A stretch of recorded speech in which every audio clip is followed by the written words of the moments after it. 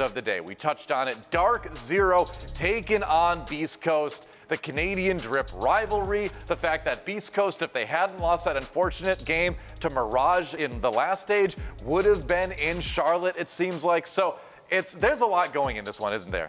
I'm looking for not just that Canadian and Drip rivalry to maybe see if it gets cranked up a notch, but we have to establish where DarkZero sits at the outset of this stage. Obviously, they won the major, but look at the teams that ended up making those deep runs at the major. Some of them didn't get the chance to scrim for all that long after they got back. We already saw that at the 6th Invitational with both the Sonics and TSM dropping off, but is that going to be the same case with OXG or DZ or Astralis? Will they come back into the stage having the same format they did then, or will it take a little bit of time for them to actually get back into their normal best-of-1 groove? Yeah, I think that, like, obviously, people are going to look at this matchup and they're going to think, okay, well, Beastcoast are the underdogs.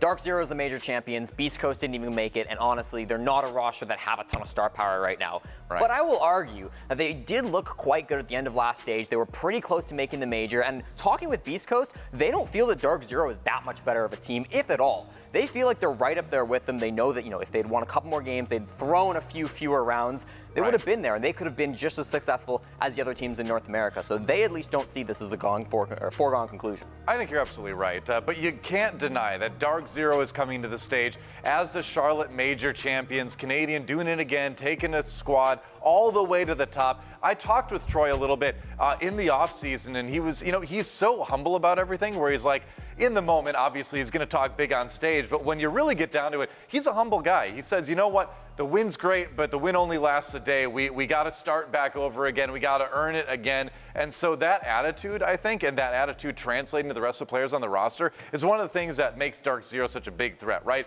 They're not a squad that's going to rest on their laurels. No, they won't. I talked to Hyper at the Charlotte Major. We did like a post-game interview with him, and he talked specifically about how that event was almost like a Netflix movie, how they were having these games that were so close over and over again, but it felt like it was building up slowly towards their eventual win. If like they had a documentary, so to speak, after the fact, where they were talking about how close their games were, what their comms needed to be like, how they needed to go into every single match and readapt again and again, which they did, and we'd been critical of them in the past of not being able to make those adaptations fast enough to really meet any level of success. So credit where credit is due. DarkZero did a great job of working around every other team while still playing their own game to win the Charlotte Major. Well, let's talk about Panbazou a little bit. This is one of the many players on DarkZero that ended up making a big difference. Of course, during the Charlotte Major, we want to take a look at his stats and look at the numbers from that one because they were pretty impressive, weren't they? MVP of Charlotte, and Panbazou certainly deserved it. Obviously, his first big tournament that he's going to with DarkZero, they've managed to, you know, be this successful with 175 and 141. He was really, really strong in this tournament. And I mean, he's the Finca player. He's one of those big players that have been stepping up throughout the world, but especially in North America, on the most powerful operator in the game right now. And he has been the front leader for DarkZero on attack. He was really, really finding a lot of those opening picks. And I do think it's, again, a team effort. The drones that were in front of him were helping so much. I thought the adaptability, the calling that was coming from Canadian to direct Panba was big. But at the end of the day, he's the guy clicking heads. He's the one getting those kills. And when he's got the stim pistols, when you've got, you know, everything to boost you up, I mean, he just rocked the server. He is also like the pinnacle of what it means to be a Finca player in this meta currently. He had the most kills of any player at the major, bar none, 175. No one hit close to 200 except for him. And of all of the players that were rated very highly at that major, he's down there in like the 6th to 7th overall. But how many of those guys are Finca players? 5 of them. So it's crazy how often that has really like come back into the way that we play the game currently. We've all seen LMG's Finca. That's just something that we're going to keep abusing. But right now, he is setting the standard for how that's meant to be done. And if you're not paying attention to Panbazou, you're doing yourself a disservice as a viewer. Oh, yeah, absolutely. And we got to talk about the EPS rating on there. That's a new thing for this stage. Basically just measures everything at once, more or less. Things like kills per round, deaths per round, team kills per round. Pretty much every set you can think of goes into that. And the gist of it is 100 is supposed to be the average, basically. And so if you're above that, good. If you're below that, not as good. Obviously, Panbazou pretty considerably above that at 112 right now. So a as good if we start. needed more numbers to measure his impact just because of how good he is. We love numbers here, don't we? Do we really? I think Jesse does. You like numbers. You like numbers. You're analysts. You must like numbers, right? True, but I leave the mental math to him usually. Oh, well, there you go. That's just like how our relationship. No, I was an art major, so me and numbers, we don't go too well. I was too. But this guy's still doing stats work. Well, we're glad you're here. Hey, you know what? You know what else is here? Beastcoast. Beastcoast is here as well. And they were so close to making it to Charlotte. It was just that kind of puzzling loss to Mirage that really kind of set things off track, caused them to not be able to make it in the end. If they had, who knows what would have happened. This team is aggressive, they make plays, but they gotta make them consistently right. 100% Doa, and I think that like Beastcoast have been a squad that played pretty solid Siege towards the end of last stage especially, but they were throwing a lot of rounds towards the end of them. They were really, really good at getting those early advantages, and I managed to talk to one of their support staff, Rams, and he really talked to me about how that's been a big focus for them, is cleaning up those late rounds, especially in practice, making sure that when they have an advantage, they're keeping that. They said that actually, you know, talking about their opponents in this first game, that's something that they really have tried to learn from DarkZero. In the practice, DZ are never throwing advantages. They're always playing so safe and passive when they have that man ad, and that's what Beastcoast are trying to replicate and bring to their own game here in this game, in this stage. Funnily enough, this was the second best defensive team for the entirety of stage 1, which is a stat that we overlooked mostly because we didn't really know how they were going to fare because they had the element of surprise. They weren't nearly as good on attack. They were like the 7th best attacking team, which is where most of their deficiency lies, because we noticed when they try to execute, sometimes it was before everything was ready. But the thing to focus on now is that no one knew what to expect from them in stage 1. There now exist 9 Pro League VODs, not counting scrims that we can't watch, to analyze how this team prepares. And I think that might be a bit of a disadvantage because we noted things like Sweater's roam presence, how they decide to attack, what their executes look like, all of which are now things on the table, open on the chessboard for anybody to dissect. Yeah, well, we've got more to dissect as well, as the maps have been chosen. We're going to find out where the first game of the Rainbow Six North American League Stage 2 is going to be played. So let's find out. The bands are in. The final pick, so to speak, by virtue of it being the last map available, is up there. So we got Border and Skyscraper taken off the board right away. Skyscraper, not a surprising one. DarkZero have permabanned that map, I think, in every single game since it came out, so they're really not a fan of heading up to that location. Border and Chalet, both good maps for DZ. Villa, the next one off the board. 2 plays for DarkZero in the NAL, and just lost it to Astralis on the day of the finals, 8-7. 3 bans in, and Beastcoast have banned 3 of the maps that DarkZero have 3-game win streaks on. The only other one that DZ has such a streak on is Bank, which they banned themselves, knowing that it's a very strong map for Beastcoast as well last stage. Only 3 maps left. This is another permaban for Beastcoast, deciding no cafes, so we're down to just Oregon and Theme Park left, and this is actually pretty smart, mostly because we haven't seen DarkZero or Beastcoast play this map very much at all. They only did it 1 time each over the NAL stage, but specifically for DarkZero, if they wanted Oregon, they've played that 5 times. They're 3-2 on it over the past 3 months, and if they wanted that, there's a lot of really, really good like VOD coverage that already exists, and they had to go all out to beat Space Station on Oregon to even get to the major in the first place. So it's helpful that we're going to Theme Park instead. It saw a lot of play from teams like TSM and Mirage in the previous stage, but not too much from either of these squads. So if we wanted a neutral battleground to get us started on a map that is still relatively new in its reintroduction to the pool, I actually kind of like this pick for both teams. I'm really curious about it too, because when I was talking to Canadian a few days ago or so, he was saying one of the little things that they needed to work on was expanding their map pool a little bit for stage 2. So we're getting a chance of seeing how well that's working out, you know, right off the bat. So that's going to be neat as well. It's time for predictions. That's right, everybody's favorite moment, I'm sure. And get to find out who our analysts, who our casters think is going to win this one. First, we're going to send it over to the casters. We've got Pengu and Intero standing by. Welcome back, gentlemen. What do you think about this first series? Major champs versus Drip. basically just him by himself. Yeah. Just clip that and send it over. There you go. Yeah, that's it. That's the how clip. it works, right? I mean, Trip was at the major. Yes, he was. Yeah, he Not was. competing. But he wasn't. He For a wasn't. short time, He wasn't he at the got kicked major for the entire major. No, he was not. He did get kicked out. Get kicked out. Good job, Drip. He's here not today. He's been kicked out of the NAL before, too, when he got dropped from his team. But anyway. Oh, True yeah. that. Wow. Everyone's going hard on Drip right now. The poor I man. digress. I actually got to talk to Drip for like the first time at the event. How But was that? it was fun. It's good. He's a nice guy and a nice hat. Yeah, he does wear a nice It was hat. a very nice hat. Yeah, this is true. It was a very nice hat. I don't know if his hat's going to give him any powers today because you're going up against the major champs. I think DarkZero is probably going to win. Wrong game for that. I was gonna say That's it's kind of correct. like unfair, you know, in this scenario. The tip So of the hats. as much as we like Drip and his hat, we gotta go DarkZero here. Honestly, I love Slashug. I wish he course. could win every single game, but this time, I mean, you're going up against the major champs. Unless you got like a major hangover, like I guess like TSM had that after SI. Oh, that's a long one Maybe too. that's possible here, but I honestly think that DarkZero is Nick, are you sure there isn't another reason why you say you think DarkZero is going to win? Isn't there like a No. something contractual They won obligation? major, Oh, hey. you know, and BC didn't make it, so there's no contractual obligations outside of my own head here. Oh, there you go. Yeah. Our predictions from our casters, 2 for DarkZero. Now it's time for our analysts. I'm going to start with you, Jesse. Who do you think is going to take this one? Well, hard to pick against DZ, isn't it? Yeah, DarkZero and Beastcoast have played each other 4 times. This will be their 5th meeting, and DarkZero have won every single time that they've ever met. And I think the streak likely continues, unless DarkZero are like feeling bad that, you know, Beastcoast didn't make the major and they want to start them off on a positive note. I don't think that's the thing. I'm not thinking. I don't think that's the thing pro teams do. Yeah. Not often. No. Unless for some reason their map pool expansion doesn't go the way that DarkZero was hoping, then maybe Beastcoast have a shot, but I think I'm taking DZ as a matter of principle on this one. All right, so DZ for both of our analysts as well. I will say, you know, one of the traits of DZ too is that they are a team that sometimes needs to ramp up in power. It did take them all 5 games to win the major. So with a best of ones in NAL, I think that is kind of the biggest weakness for DZ, is that just the format is best of 1. Could be. But we'll see what happens here. Either way, it'll be cool. Major champs versus Beastcoast that's been putting in some hard practice. We have one more prediction to make. That's right. It's back. It's back. The coin returns. My precious. Oh, wait, did I say that out loud? Anyway, we'll go by the graphic as usual. It's going to be Beastcoast is going to be tails. I did that backwards. And DarkZero is going to be heads by virtue of left and right in the graphic. Flip it.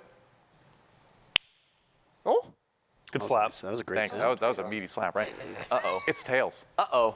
The coin is predicting an upset. It's for the very first one. This is the first game and it's doing stage. this? Jacob. I know. That's an early lead for us on predictions. I know. True that. Or is it? Or is it an early lead for the coin? We'll find out. Wait, there's one more box there, That's though. true. We do. We have a fan vote as well. So we're going to get to find out what that one is going to be. See what they chose. Now the question is, fan vote goes DZ. All right.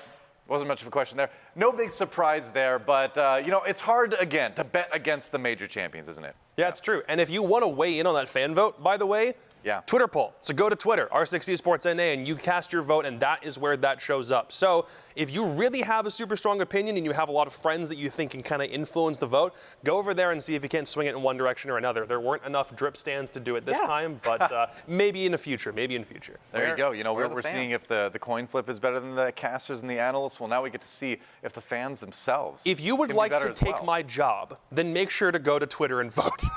Wow. All right. Well, there it is. It's out there. We also have a community poll as well. So something else to kind of keep in mind, to mull over, the community question, rather, as it were, coming into this one. Let's see what the question is this time. It's, you're in a fight and have to pick a side. Choose either Canadian or Drip. That's a tough one. What kind of fight are we talking about? Is it Parcheesi? Is it physical altercation? Let's hope not. That's a bingo fight thing to do. No, we don't do that. We fight in video games. It's a Connect 4 fight. Yeah. Connect 4. It could be any number of things. Could be kickball. Could be Tekken. Could be Tekken, yeah. Could be a lot of things. Think about it now. Let us know at R6NAL, hashtag that, and give us your thoughts as well. And do not go anywhere, because when we come back, DarkZero, the Charlotte Major champions, takes on the team that almost made it, but not quite in stage 1. Can they kickstart things into overdrive right off the bat in stage 2? We'll find out in just a few.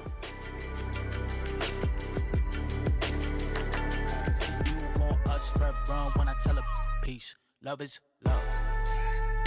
Love is love. Hold up with it, got my back on Pippin. I'm back in kitchens with the tray. Windows tinted like how black my skin is. Scoop the shorty in it from a J. Swish, she got vision just like any women giving me the kitten. Way before the riches, nothing more to mention. I could light a block of powder or a glisten. Foreign on my body, that's a Gora linen. I came through dripping Aquafina. I'm 715, kept a weapon on me. Blow make bitches, I'm on my business. Stack chicken like what it's gon' be.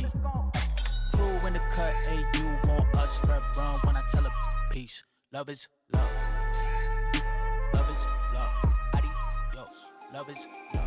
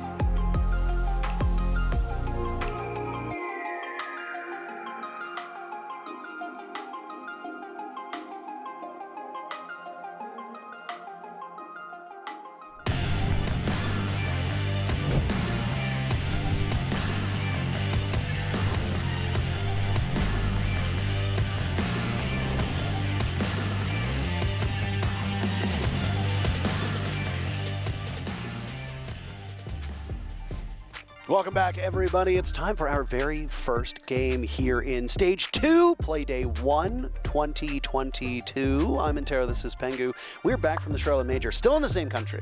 Yes. By the way, we can see the throne. It's within reach. Maybe not within reach, but we can see it. We can see it. All we did was move from the East Coast to the West Coast, and for DarkZero, they're hoping that maybe staying on the same continent. That luck is going to rub off. Ditto for Astralis, who finished second place at the Major, who'll be playing later today, maybe under different circumstances, but Beastcoast versus DarkZero is match number 1. Beastcoast never beat DZ.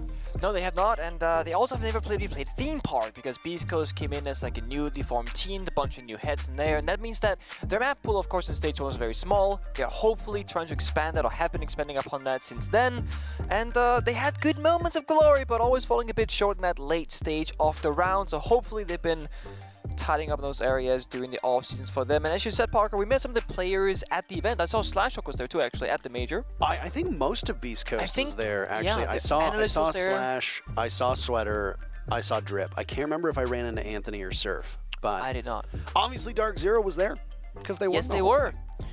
They were. They got a trophy for their trophy room, as They that did, meme kind of yes. jumped around The- 2 years ago. Well, I mean, they built that like complex in Yes. Vegas, right? And then Yeah. all of a sudden, Troy tweets out, Canadian tweets out, for those of you that weren't following, something like, yeah, you just, need some trophies for the trophy room. And then he basically just said, you know what, screw it, I'll do it myself. And he went over to DarkZero, and they ended up winning the whole thing. And now he has won an international championship with at least 3 separate North American squads, that Continuum/EG team. Even though it wasn't EG at the time, it was under Continuum. Yep. It would later become EG. 1 SI with Continuum, 1 SI with SSG, and then won the Charlotte Major here with DarkZero. So all impressive stuff, really cementing his place on the Mount Rushmore.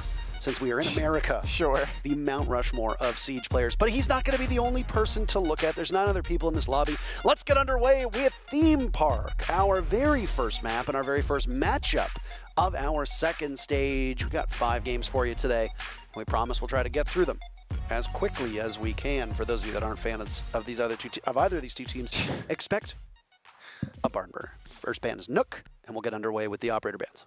Following on his stature, we can expect that. Of course, Nuke getting banned out more and more nowadays in the NAL and across Siege in general, so when you see it, do not be surprised, because it is a stellar pick right now. We know DC and Panbazou likes to pick up that operators at Beastcoast, target banning that.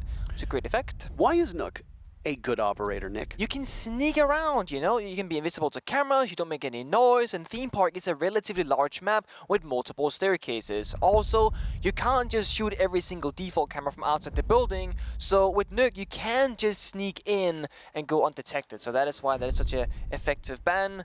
Umaya, of course, following Troop, that's going to mean that shields and locations that players can sit in or corners are less safe from these grenades that we know are so present in the current meta game, or at least in the meta game we saw at the Major and in Stage 1. Mira, final operator to follow up on the board, and that's, one of those basic ones that we just don't want to deal with that. Mira, funnily enough, isn't even played that often when she's open, but she's also still banned quite frequently because players just don't want to have the opportunity to face it when they're on the attacking side. DC on attack, Beastcoast on defense, round 1 starting in Armory Throne.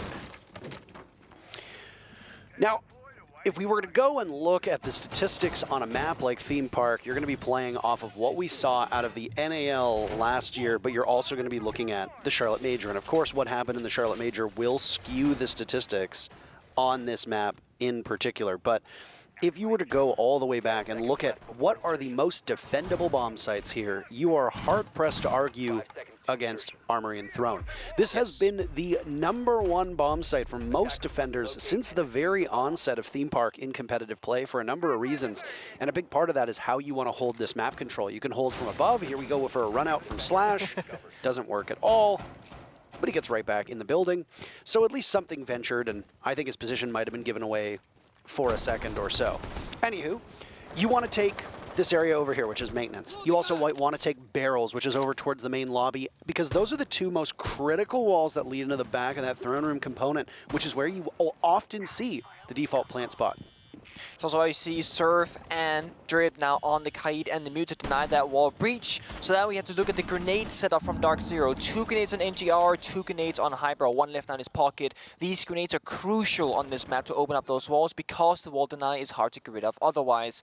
There's no real easy access entryway in towards this bomb site itself, so DC will have to take around the bomb site, so to speak, either choke out the roamers, where we see Slash right now, trying to get aggressive and challenge, but Panbazou finds one, and Slash might find a member of DC as well because they're just nearby. Oh, Slash can't get it done. Canadian walks in very swiftly, and with 2 players found on his end, that'll narrow the numbers for Beastcoast down to just 2 of their own. Surf and Drip, the first kill comes in, it's Drip or Drown.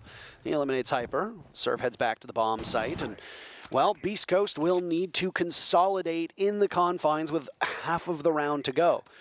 Utility to spare, presence to be had, and now Drip will swing for the fences and miss an opportunity. The Finka being down for DarkZero is unideal. It was called by Jesse as the strongest operator in the game, and I don't think you could really argue against it right now. The way that Finka can kind of quarterback an entire offense is an impressive thing to witness.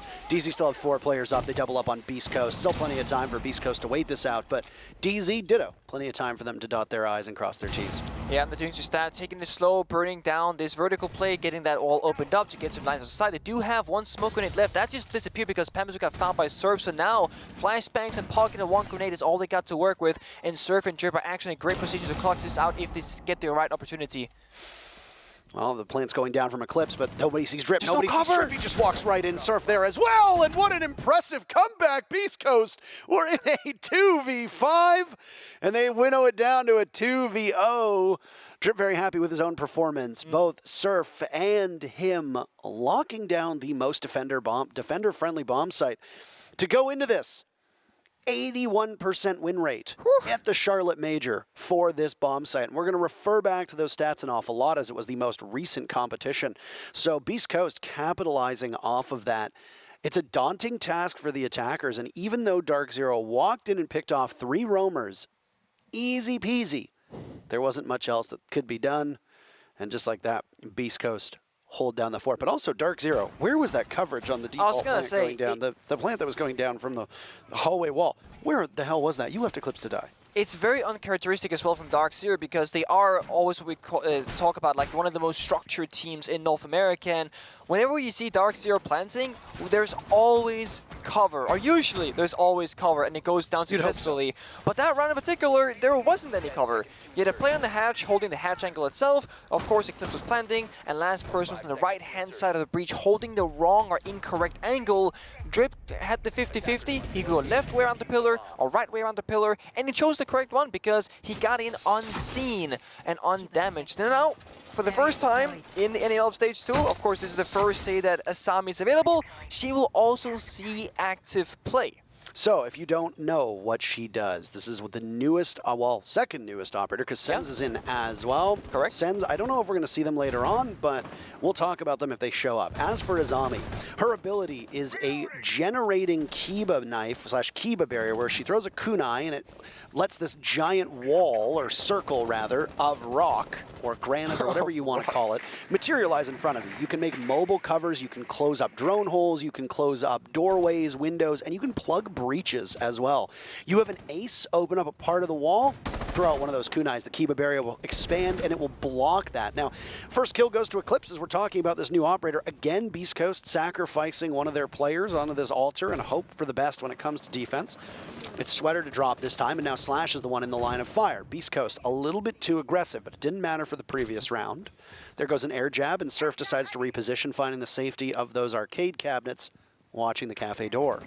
As long as Surf and Drip are both alive, I think anything is possible. Surf finds yet another victim, and now we see Drip trying to get aggressive, but so far, well, the dude wants more, and Surf finds a second on the round. He doesn't know if there's one over towards that cafe window or the arcade window. Can't really do all that much. DarkZero in trouble despite getting that very first pick. Panbazou just with the G8, a bit too much for Anthony to handle. Kiba barrier goes out, and Anthony is felled. Not much that you're going to see there from Azami. The one beautiful thing about Azami, though, like we said, is that you can patch up those holes. A heart breach goes out, maybe you lose some of the wall. You can throw out her Kiba barrier to plug it up. Now, there are counters for it. You can melee it 3 times and it will break, or any explosive will take it out right away. You can't shoot it, though, and you can't drone through it. So if a drone hole is plugged, you're going to have to expend some explosive utility to open it up. Yep. Sledgehammer does work, but the Buck shells do not. So Buck is not a counter. Canadian finds another that strip off the board. Slash and Surf now. Has to clutch it up for their team, otherwise it's DC getting the first round. Nicely played by Canadian, controlling that F2 recoil around Dragon. Down goes Surf, and it's Slash to clutch. He has a flank right now. That's Panbazou with just a portion of HP.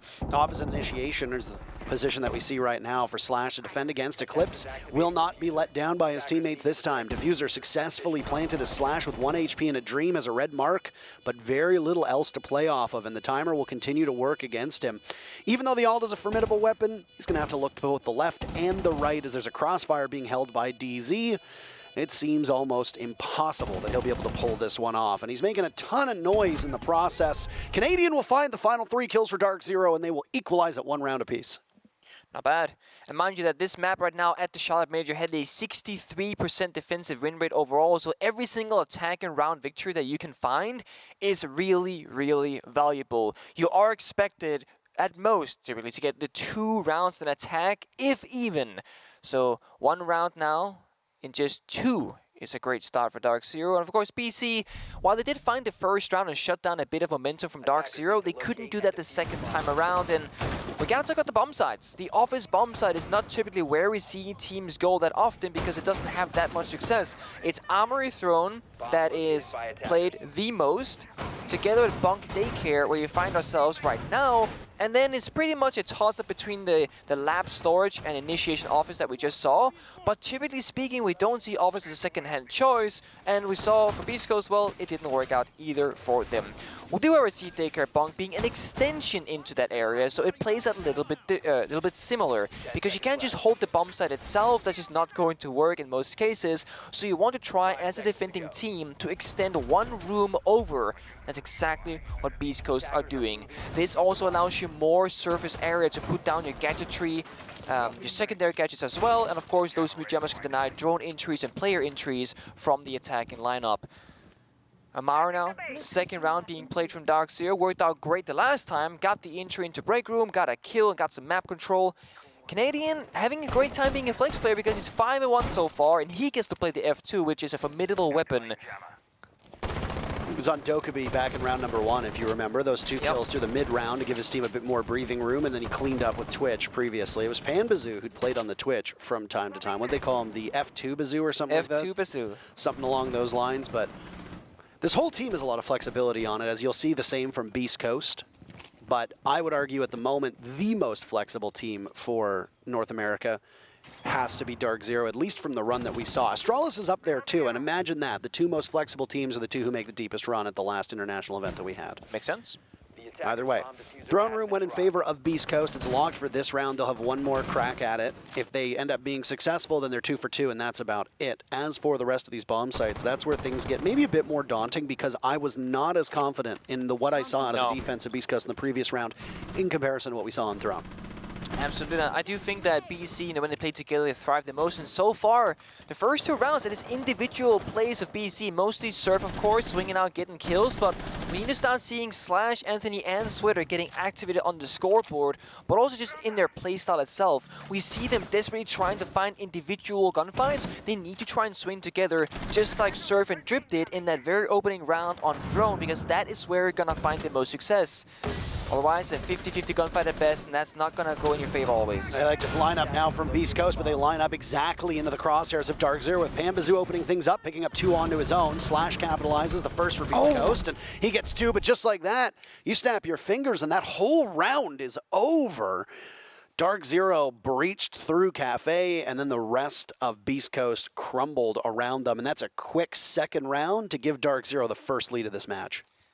DC now in all 3 rounds have gotten the opening kill, and they've almost gotten 2 plants as well. So Beastcoast, they need to start working on the early part of the game because otherwise it's going to fall apart even quicker. 2 rounds on attack inside already means that DC is in a great position.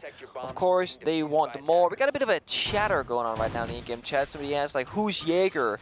They didn't really see what happened from there on out, but I imagine some sort of some memes and some vibes in chat. And I will say, we could see the player chat in the lobby before the game started, and they were quite chatty in there as well. I mean, you've got players like Drip, you've got players like Surf, you've got players like Sweater who always seem to be in good spirits, and they are kindred spirits as well with players like Hyper and like Panbazou. Panbazou started talking a lot. Panba loves to chat. Yep. Even when it means maybe pissing off an entire region with the things that he says in the chat, but either way. 5 seconds left. To be fair, Panbazou is also proving that he can talk smack and still play well. Where it's one of those like, you can't talk smack if you're a terrible player, I feel like, because it's not really, you know, it's not warranted. But when you're the MVP of the major and you're talking smack, it's kind of gets the opponent's mental too. You know, you're like, ah, Drip, you're whiffing, man. Come on, do better. Mental warfare is a big deal. We all know that that Canadian himself is a big man of that. All right. Well, you can see the punch out on the window with the Mozzie Pest below it. That's something that we don't really see all that often, and is actually quite smart, because if you break the barricade and the Mozzie Pest is on it, the Mozzie Pest disappears. But in this case, you can immediately melee the barricade and just instinctively try to throw in one of those drones, and the Pest will catch it. And that's Slash sitting over top of his life's work. The drone's gone through. I don't know if the Pest has been taken care of, though, or not. No, it's still there. Fascinating stuff. Beastcoast really likes these deep off-site extensions, and it hasn't really worked out for them all that well. DarkZero has the opening pick in all 3 rounds up to this point. Yep. And, well, the last time Beastcoast went here, the Throne Bomb site down below, it was again DarkZero walking in, picking up the first 3 kills. And because of a heroic effort from both Surf and Drip, the round still went to Beastcoast, but it wasn't as dominant as it could have been. If DarkZero can capitalize again and get a couple picks, I don't know if we're going to see them commit the same mistakes that they did before, not isolating Surf and Drip on that bomb site and just kind of filtering in one by one, because it was essentially a glorified 2v1, v1, v1, v1, v1 It was. in that previous 2v5 that ultimately was the undoing of DarkZero. But it's going so much better now because Beastcoast have done a good job at falling backwards now. So when you're roam clearing like DarkZero is right now, you kind of want to do like a hammer and anvil. Right now, the hammer is all of DC. They're shoving Beastcoast away, but there's no anvil, so there's no connection. They're not finding these kills and catching them off guard. Instead, Slash almost finds a freebie. C4 comes out, and a freebie it is indeed. Panbazou off the board.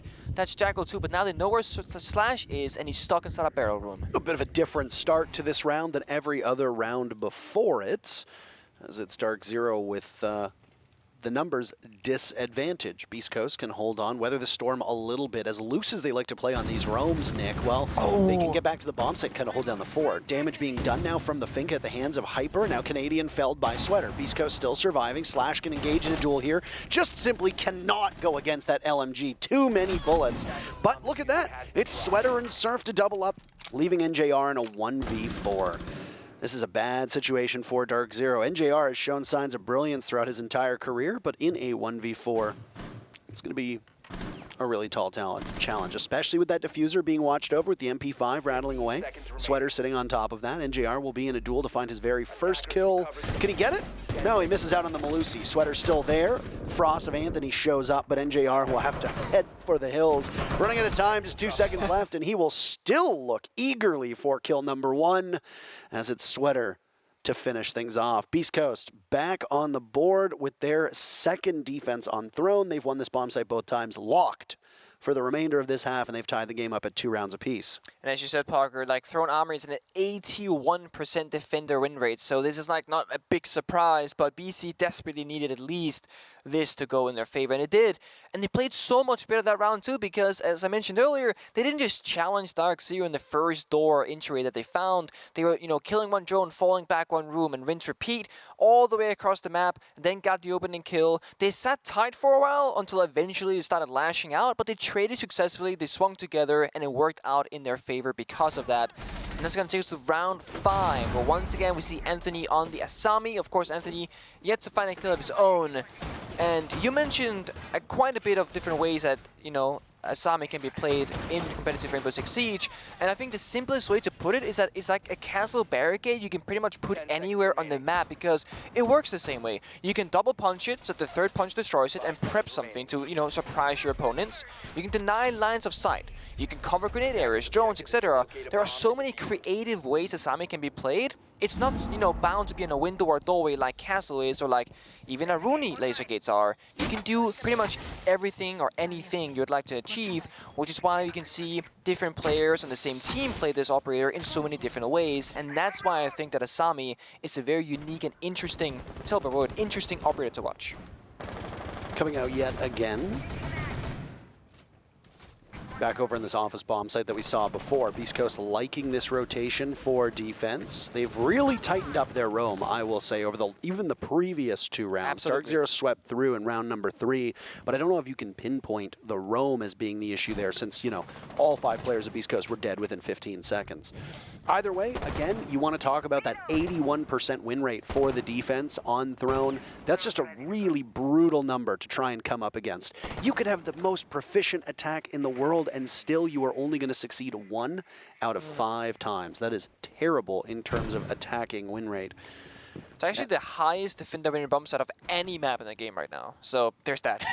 Not a surprise, honestly, at all. And I remember back when Goyo still had access to his shields, and 3 of them was it, how strong Throne was at that time. But we can talk about that in the post round. We can talk about that later on, because this also that's been brought, one of the newer operators to Rainbow Six as well, from DarkZero, causing some significant problems from Beastcoast. It allows DZ now to whisk their way in through Cafe. They've got good control, and a pinch will come in as well, as Panbazou has made his way in over towards the back of Bunk. And he can see a nice long sight and do a little bit of damage. I don't know if that was at the hands of Panbazou, but Slash losing half of his HP. Yeah, this is not the bomb side, mind you. This is, of course, that extension that we see going both ways now on the opposite side of things. And with a minute left, this is the slowest round we've seen so far, pretty much, because no one has fallen off the board yet. 5v5 still, walls intact, but the thing is, there's no wall deny from the side of Beastcoast, but they do have a soft wall here. Sami, we see it to the left of Sweater here, has denied the rotate. So now it's somewhat safe for the defenders. Grenade goes in, and it does a little bit of damage to Anthony. Sweater still watching this soft wall. He's got the Azami barrier next to him, and this is plugging that hole. Eclipse is on the hunt too, and sees it, gets his very first kill. A couple players on DZ still looking for theirs. NJR's the last one left now that Eclipse has got one. 30 seconds to go, and the final talent shield in the hands of Hyper almost goes out, but it's just done to break that door, and then possibly walk right in. Oh, Surf runs headfirst into Canadian, dusted by a jump in from Hyper, and now Panbazou is side by side. DZ's gun's coming alive, but Drip right now in the midst of the bomb sites. Nitro Cell goes out, and just off of the plant, look at Drip. They say Drip or drown, but my man is swimming, but he can't do anything. Pulls out the Deagle, and Panbazou gets the very final pick. That was quite a scramble from both teams, Nick, but DZ comes out ahead. And it seems like if you're Beastcoast, you can only win on a single bomb site. That's a problem, because right now DarkZero are marching their way to a 4-2 attacking victory on this first half. Yeah, and I mean, it only really gets worse because you cannot go back down to Throne Armory. That bomb site is locked throughout the entirety of the defending side from Beastcoast. That means they gotta find success somewhere else, and they have yet to show us that lab storage bomb site, which, funny enough, it really favors the roam game and playing all across the map, which is essentially what Beastcoast is doing. But they're not going to that bomb site. They are once again going to this day bunk group bomb site instead, which, sure, you can roam, but it's not as effective. And we're not bringing the wall deny that much again this time. Like, we did see them play both the Kaid and the Mute, but right now it's just Surf on the Mute, and they are probably going to extend it because we see those rotation holes being made. So a similar fashion to what they did the last time, where DarkZero, well, they said, we see all this setup, we see that you've extended to office, we're just gonna go Cafe. Jump in Cafe window, walk in Cafe door, you know, take top arcade control, and that's kind of just where the round is going to end for you. So the question has to come now, can Beastcoast hold the Cafe side of things where Drip is currently and deny DarkZero the entry that they want? This Valkyrie camera can be tossed out, it'll only last for 10 seconds, so it's a limited time information. So you can see losing signal, so a possible jump out is there. 3 black eye cams available for Valkyrie. So toss out a Nitro Cell, and now you seemingly have destroyed the cam, but other than that, no damage has been done. They know that DarkZero likes this advance towards the Cafe door with the Osa shield, as we've seen it a couple times now. I think this will be the 3rd or 4th time that Hyper has put this in that exact same spot. Drip could go for a hop out if he knows and has information as to the whereabouts of these DZ players, but he needs to pick his target adequately. Here's the sound of the PDW rattling away. Could there be backup for DarkZero? Again, because that black eye cam was thrown out early on, there's no information that Beastcoast can play off of. So any jump out that happens will be communicated off of sound or will just be thoroughly blind. I think it's worth noting that, you know, Hyper's done this like 3 or 4 times now, and yet BC are not bringing any impact grenades. If one person picked up impact grenades, you can directly counter this OSA setup on the cafe door and destroy both shields if Hyper would have put them both down.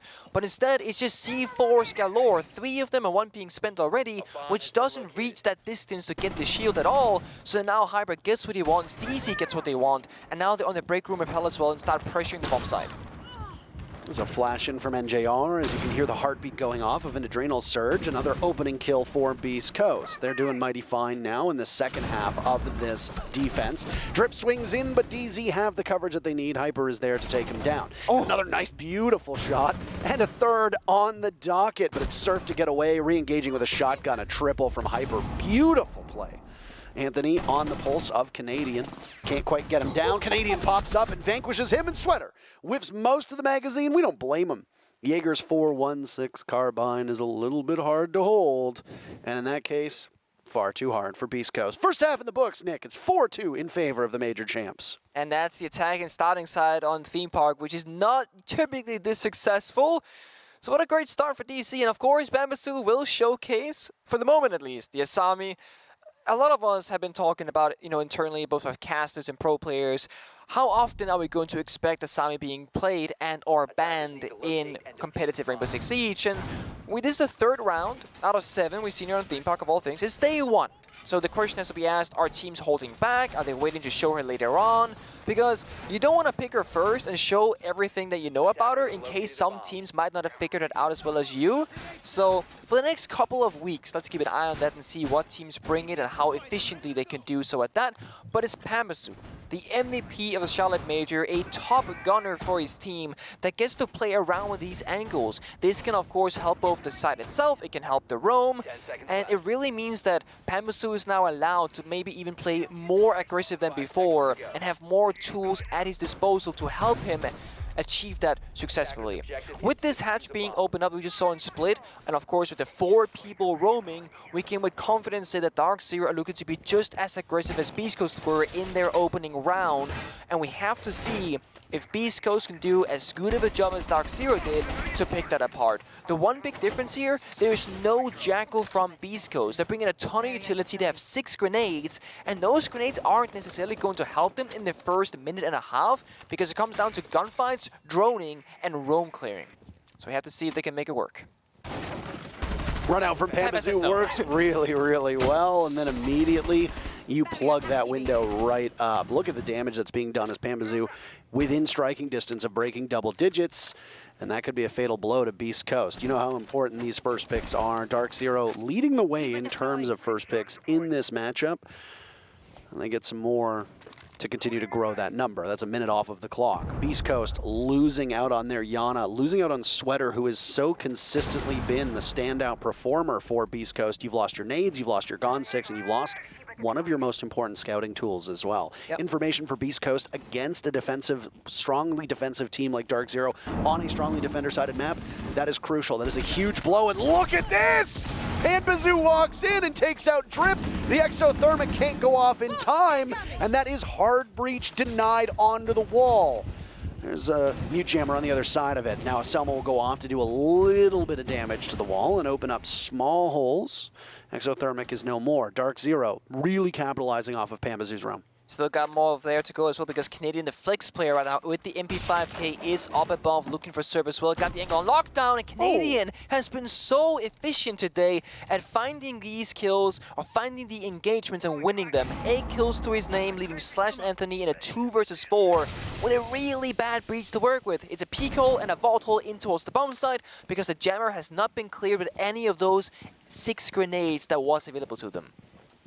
Well, you still have your small opening there, but now You've got those Selmas hitting the mute jammers. 45 seconds remaining, and out goes a Toxic Canister. Anthony still looking for kill number 1. Slash guns down Eclipse, but Hyper trades out, and just from above on Dragon, Hyper with 2 very important kills to close out the round and give DZ an even greater lead. They're not really sweating all that much here, and what we saw to that roam from Panbazou, and then later from Hyper, that's what I imagine Beastcoast had conceptualized for their roam in that first half. Never really showed up that way. Nope. But as you could see, Beastcoast lose their most important intel operator first, that Yana, and then don't bother to really drone out the top floor. We saw the drones that were going after the Azami. Doesn't matter. Panbazou kills them, still stays up there, drops down, gets the kill inside of maintenance. That has now completely dislodged any potential push that you could have and sent you falling and tumbling down the hill. No surprise that we see a timeout being taken by Beastcoast as they are very quickly losing their grip on this match. And we also saw Panbazou using those as keeper barriers to create effect on the Asami. Every time he made an advance somewhere, he would then block off that opening right after. Jumped out the window, got the kill, jumped back in, keeper barrier goes out. That window is now basically barricaded once again. Then he barricades security door to his right. That means that if anybody drops a security hatch from the roof or flanks him, well, they can't because there's a barrier there, basically acting as a barricaded doorway. Then he just walk on down, worry about a single angle, and trading himself for another kill is effectively trading 2 for 1, taking down the Thermite and the exothermic charge, as well as the diffusers on the ground. It's worth it if you're Panbazou. It's worth it if you're DarkZero. And I think the Asami had it was a huge difference maker in that round with how they used it. This time around, no Asami on the board. We are going to a next bomb site on the list, and statistically, this is the correct choice if you are the defenders. Bunk Daycare is the second most successful bomb site, and once again, we see that extension going over one room to the right from both teams. Again, if you don't extend out over, you're just stuck in basically 2 or 3 rooms if you count Cafe. You can't really play in break room in the center or bottom or center of your screen because those windows are there. So that means that instead you want to hold office if you can, or at least try and hold it as long as possible. Then maybe eventually fall back to side once you burn some drones and burn some time, because time and drones is basically utility. You can spend time to achieve something or spend drones gaining information. So killing a drone is actually high value. Look at these kill totals, by the way, just as we look at that. I know it's really easy for you to see kills and understand what's going on, but let me see if I got this. Panba 10 good. Eclipse 1 bad. Okay, well, is that? I mean, I think you understand it at a very base level, but no, I mean, look, you've got the 3 flex/aggressive players on DZ who are in the most prominent roles on both attack and defense thus far, all far and away trading themselves out. 8-3 for Hyper, 10-4 for Panbazou, 8-4 for Canadian. Look over at Beastcoast. You have Surf at 7-5, which is okay. That's good for his role. You've got Sweater at 3-6, terrible for his role. Anthony, 0-6 for his role. That's rough. Terrible for his role. You are really just losing out on these duels, and sometimes you can have the greatest strategy in the world, but it really does break down to your ones. If you cannot trade yourself out or win the duels that you find yourself in, and both of these teams on defense, when they've tried to dictate the pace, have set up 1v1 contests by roaming so aggressively, the fact that Beastcoast on defense and now on attack are not able to win their entry duels is really the biggest storyline, in my opinion, for this team. I'd agree.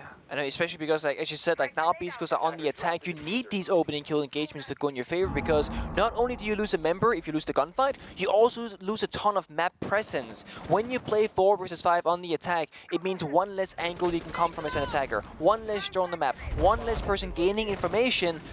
Panbazou eats an 8, and Canadian finds Slash. And there they go. They come to blows. Slash getting the lead-off pick, trying to close the distance between his 5 kills and 7 deaths, and proving his worth in a way that is more than just on that scoreboard. DZ answers back by taking out Slash. Any of those nades that might have been in the pocket of Sledge are now gone, but you've still got 2. 1 in Sweater's hands and 1 in Surf. So plenty of explosive potential here. Clock starting to close right now on Beastcoast. And Panbazou, a beautiful shot on the drip. He knows there's another there. Jiggle peeking around the corner before repositioning. A hop out could go towards the cafe door, but Panbazou needs to be very wary of that. He's effectively playing to die, but he's got some support from NJR. So DZ have now pushed up. They want to isolate the remaining players of Beastcoast inside of cafe. If they can do that and find these final 2 kills, that will be match point in their favor. And if you're Beast Coast, you don't have a lot of time to work with, and you don't have any bodies either. Just like that, DarkZero finds the final 2 kills, and they sit on match point. Beautiful crossfire setup there. It's a 4 versus 2, and there's basically DC playing in duos or in pairs of 2. Basically, they have a crossfire established between at least 2 members of the squad, meaning that no matter where Beastcoast comes from, they have to fight 2 players at a single moment, or at the very least have to do an incredible flick about 90 degrees at the minimum to even have a chance of winning a gunfight. That is how you want to set up the 1 versus 2s if possible. You can't just stack in the same corner and same peaking point, because then you'll just be a collateral kill if you lose your initial gunfight. And the potential final round is going to take us to the office area of the map. This is where we saw Anthony bring out the Asami. Anthony having a bit of a rough game so far, now being put on that flexible role on the attacking side on the Lion. Bring that gadgetry to try and make sure that DarkZero will stand more still when BC takes these gunfights. I do like this approach. Both the Dokkaebi and the Lion helps you control the roamers that, you know, DarkZero might be bringing. With the attacker repick, I will say that they're not great operators for this bomb site, because this is not as heavy of a roaming presence bomb site as, for example, Lap or Throne. We do see an attacker repick from Slash right now, going from Dokkaebi to the Montan. The only thing I don't like about this is that, if possible, you'd probably want to put Anthony on that Monty instead. It's not a kill roll. You're just walking on in, making callouts and giving directions.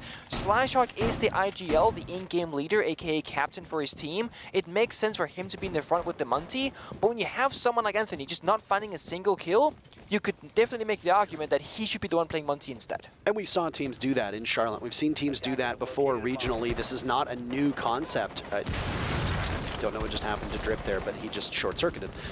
You will see that when a star player, a star fragger is not going well. Iconic happened. This happened Iconic on Astralis back at the Charlotte Major. You put them on hard breach. You put them on a shield operator, because there are some days where you just don't have that confidence in yourself. And it is actually quite detrimental mentally to leave a fragger on a fragging role when you know that they can't win their duels. That is a big problem, and it will continue to hurt their pride and hurt their confidence. All this said, 1 minute off of the clock, still match point for DarkZero, and a long hallway separates that Monty of Beast Coast from the hallowed ground. Sweater breaking in, and with a nice inventive angle on this desk in cache, can see all the way down. Panbazou will be the one to duel against him. Sweater could capitalize quite well if we see the Azami peak, but no. DZ don't want to do that just yet. And the deployable shield about to go down, as the Gon 6 will find its mark, but still patience from Beast Coast. They are orchestrating all of this around the Lion charge, and there it goes. Or so we thought. It's a very slow approach here, and mind you, the longer you wait, the more keeper barriers Asami will recharge, because as time goes on, the more she gets. 5 total, and she just got her final 5th, about 1 minute 30. So that means now that all barriers are in Panbazou's pocket or have been used. It's a hard time to be Slashhawk right now. And there goes that Kiba barrier. A little bit of damage maybe done to the Monty. That's a really well-tossed impact nade, doing a ton of damage to Slash. Half of his HP is gone. Panbazou feeling one. 12 kills to his name. 3 times what he has, 4 deaths, but he can't net a single kill. A stalemate now developing in front of our eyes. 45 seconds on the clock for DarkZero to ward off this Beast Coast push. Ditto the other way around now. Can Beast Coast get in? A beautiful shot from Eclipse as down goes Sweater. Completely ineffective. Canadian being softened up. Now it's NJR to take some damage. Surf and drip drop. All of a sudden, it's Beast Coast with Slash in a 1v5. No flawless available because the pistol outduels Eclipse. But Slash knows what position he's in, and it's not a good one at all. How about just a bit of a warm-up for DarkZero? Their very first match here in Stage 2, hot off of their major win, is just as dominant as we came to expect. 7-2 the scoreline for DarkZero. This one was not close. It wasn't. I mean, Beast Coast only winning on that armor thrown bombs with an 81% defender win rate preference. It just means that, you know, Beast Coast with a small map pool of last stage and a bit of a struggle sometimes in the late round of all things. They have a long stage 2 ahead of them, but thankfully they also do have a lot of time because this is the very first match of stage 2. They're going to have weeks and weeks and weeks to fix these things, work upon them, and of course it is a new roster, so they got to figure things out. I mean, there's another major coming up, and there's SI points on the line. DarkZero wants to continue their winning streak, and they've done it here in the NAL. They're done for the day, so is Beast Coast. We still got 4 matches for you, but before we get there, we got a break for you. We'll be back in a couple minutes.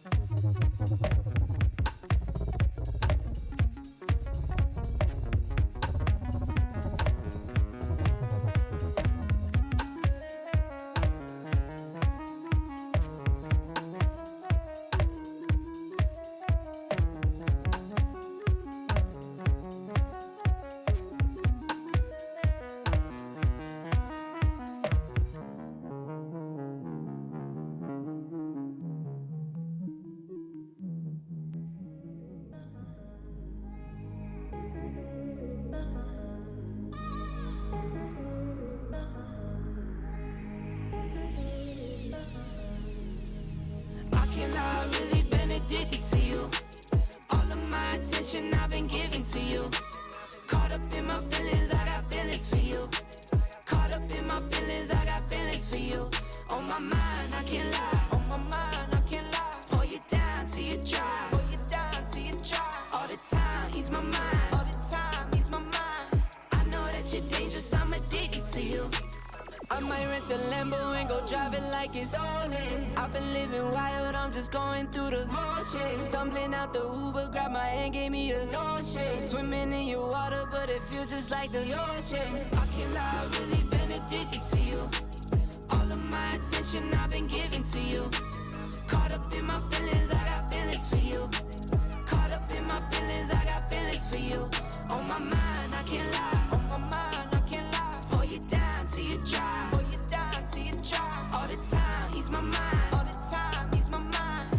I know that you're dangerous, I'm addicted to you. I was sipping more for 2 years straight to the face. Champagne belly bubble still won't go away.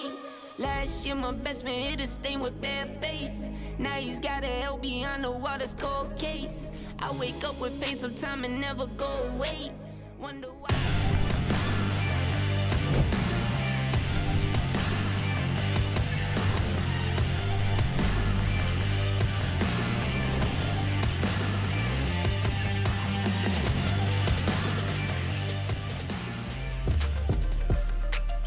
Welcome back to the Rainbow Six North American League. Everybody, Doe here along with Jesse and Jacob. We just witnessed a stomping, if you will. DarkZero's 7-2 victory over Beastcoast to kick off stage number 2. And we've got none other than Canadian standing by with us in Vegas, I believe, right now. So, Troy, you over there? Can you hear us right now? Maybe not. We'll get to him in just a moment here. Oh, there we go. Hey, what's up? How's it going? We were talking just a couple days ago over some Twitter DMs, and you were telling me that it's, a win only lasts a day, right? You got to start things over again. Well, it was a good start for stage 2 today. Scale of 1 to 10, how would you rate the squad? I get a 9 because we should have won 7-1, I guess. 10 if we won 7-1. All right. I appreciate the ambition. How about that? We're playing good. We're playing good. But we did throw away a freebie. So that's all. But it was good. Yeah. Playing good, feeling good. Fair enough. Good, As room expected. for improvement. Sure. Jesse, what do you got? That freebie you're talking about, I have to imagine you're talking round number 1 where they come back in the 2v5. What happened? You know, you guys seemed like you had it completely on lock, and then the coverage didn't seem to be there. They just made some aggressive plays. I think once it got to a 2v3, it became a bit difficult because then like a guy was already pushed into split, and I was holding him, and then I think I flashed him and Rob called for Nick to go to try to get the kill, and then basically where Drip pushed, it was like an opening because I had to watch the door because the guy was already pushed up. But it was just small mistakes. I think the main issue was we gave them the 2 picks prior. Leading up to the execute, but it just is what it is. Honestly, I'm glad it happened the first round and not later on. Getting that out of the way just to like, snap everyone into it. All right, no more trolling, let's go. So yeah, I think that kind of woke everyone up, and also we already felt in control because we opened the game out. 3 picks in a matter of seconds. It felt like the only thing that Beastcoast were really doing that was good in this matchup was just the way that they were defending Throne. And like I think round 4 was the only other time that they did something that was worthwhile in this game that was notable. But you guys shut everything down, and that extended over to defense. Talk to me about how that roam game between you and Panbazou is beginning to work. Because if Panba wasn't creating impact, it was you. Even if it was just like a minor timing thing on your end, it felt like you were kind of all over the place, and Panba was the one getting most of the credit. But talk about how the 2 of you guys work in tandem on that roam. Actually, well, so on that roam, there's actually 4 of us roaming there. So we all kind of work together. We know our spots, what we need to hold, how we can help each other depending on what people are pressuring and whatnot. We know all their reactions. So it kind of comes down to everyone there. Tyler ends up holding the back sometimes, so there's that. But yeah, it's just I don't know, just a strat. We just all help each other. All right, that worked. Well, I got one more question for you before we let you go. Obviously, Charlotte Major champions. You're known for your legendary work ethic, right? I think the team is known for that at this point. But I got to ask, what did you do to unwind between stages? You had to take a little bit of time off, right?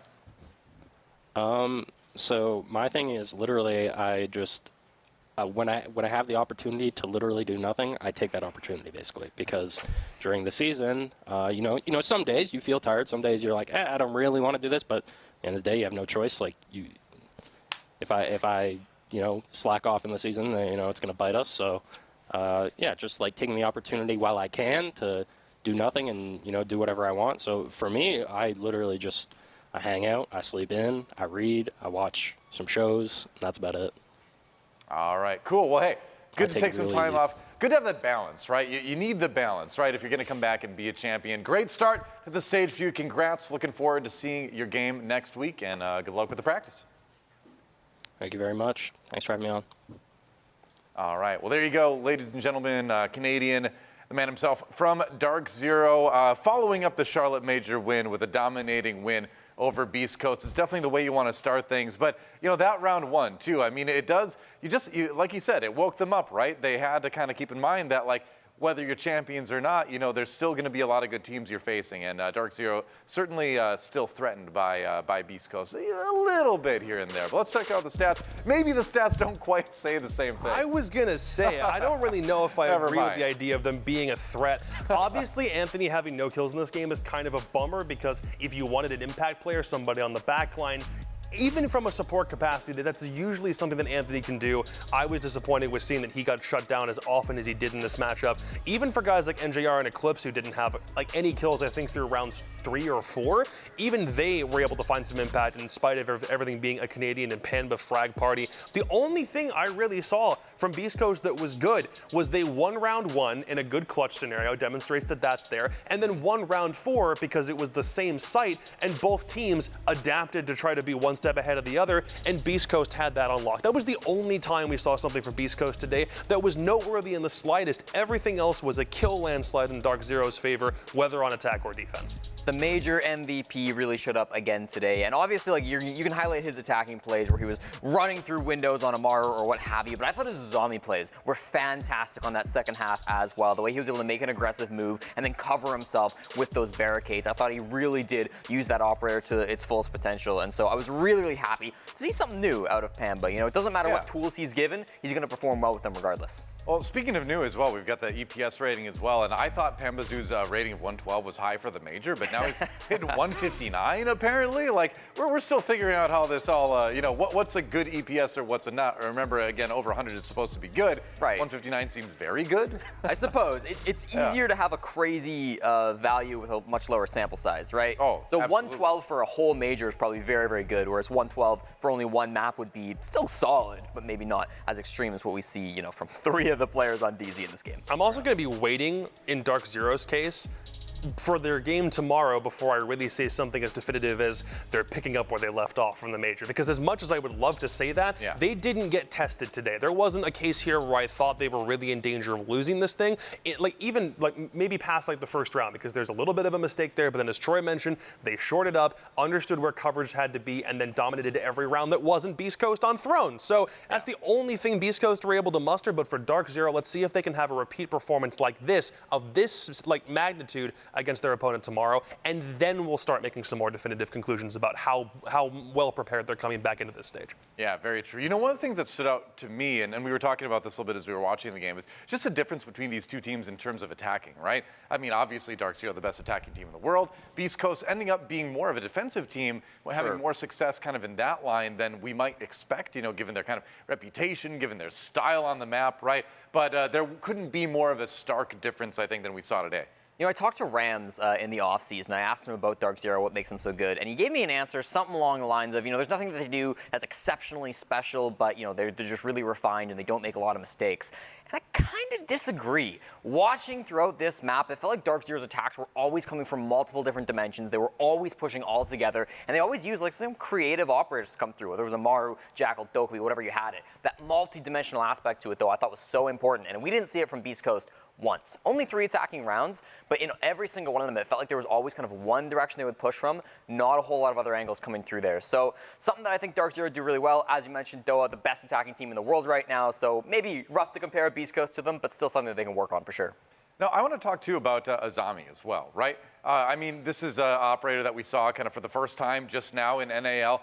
And, you know, Beastcoast not able to quite make as much use of her as I think they would have liked to. But DarkZero, we saw Panbazou like popping out of the building, getting a kill, jumping back in, covering the exit so to, you know, protect himself. That's the kind of thing I feel like where Azami excels. Yeah, when you're running an Azami because of how meta-breaking she can be, you're running the odds about you being able to utilize her as effectively or more effectively than your opponents because you both get the chance to play the operator. Of course. Beastcoast only ran it on 1 or 2 sites, if that, maybe 2 rounds out of 6 total. And then we shift to defense. DarkZero lets Panba just do whatever he needs to do with it, and he uses her as a roamer very effectively. The VSN is probably the most underrated, if not best, SMG that we have in the whole game right now. Yeah. But then you get to the very last round, where what do they, like, I think Beastcoast run a Monty. He's pushing into control, trying to get into initiation, and Panba, he's gone on a bit of a roam to start that round, comes back, blocks off the door, which means Monty can't get to control unless the entire rest of his team comes back into it. Right. It's a lot of additional coverage, misdirection, and Panba was using it really, really well. And if that doesn't show you how much you need to understand how well to use her if she's still available, I don't really know if there's going to be a better example. Yeah, we talk about some operators like, you know, like Legion or like Wamai that have generative abilities, and sometimes you really need to stay alive with those operators because you need to use them throughout the round. But on Azami, a lot of you've generated everything you have by minute 30. Right? So Panbazou was able to play very aggressively, especially in the later half of the round, and there's not really any threat to him wasting utility because it's already put out so well. So I really like that he was able to keep on with that aggression and make a lot of big plays. True enough. Well, the Charlotte Major champions get a big win in their first game of Stage 2. Obviously, it's only one game. There's a lot left to go, but a strong start for DarkZero regardless. But we are far from done today. That was only our first game. We've got 4 more coming at you, including Astralis versus Sonics coming up next. It's going to be great. Astralis, obviously, a huge major performance. Runners-up, nearly take it to the limit. And Sonics, you know, well, we'll see what they've got here for Stage 2. We know they've been practicing. Find out when we come back.